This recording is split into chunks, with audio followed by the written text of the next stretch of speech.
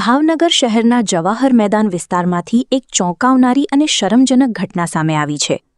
મળતી માહિતી મુજબ બહારથી રોજગારી અને માંગવા માટે આવેલા એક પરિવાર પર મોડી રાત્રે 5 થી 6 શખ્સોએ ખુલ્લી તલવાર સાથે હુમલો કરવાનો પ્રયાસ કર્યો હતો।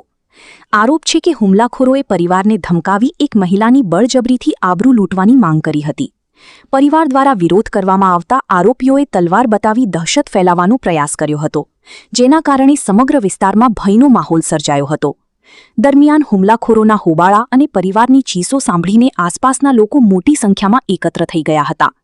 લોકો ભેગા થતા આરોપીઓ સ્થળ પરથી નાસી છૂટ્યા હતા। ઉતાવળમાં તેઓ એક વાહન પણ ઘટના સ્થળે જ મૂકી ફરાર થઈ ગયા હોવાનું જાણવા મળી રહ્યું છે। ઘટનાની જાણ થતાં પોલીસનો કાફલો તાત્કાલિક સ્થળ પર દોડી આવ્યો હતો અને સમગ્ર મામલે તપાસ હાથ ધરી છે।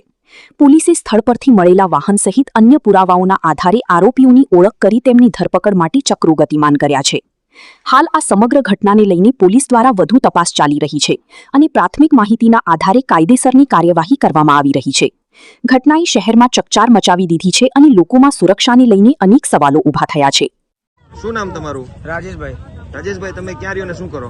અમે રિયો રત્નવાળા છીએ। માંગવા ખાવા આવ્યા હતા અને રાત્રે 5-6 જણા માણસ જેવા આવ્યા હતા ને અમને શું કહે કે તમે તમારા પૈસા આપો, તમારી જે વસ્તુ એમને આપો, નહીં તો તમારી છોકરીઓ આપો, મને બલાત્કાર કરવું છે ને પછી અમારા ઉપર એને તલવાર લઈને બોલો કે તમારો મર્ડર કરી નાખવાનું, તમે કાંઈ નથી આપો તો તમારા મર્ડર કરી નાખવાના। પછી એટલે અમે 5-6 જણા થઈ ને પછી એને ભગાડ્યા તો પછી એની ખાલી એફટી હાથે લાગી અમને, બાકી બધા ભાગી ગયા।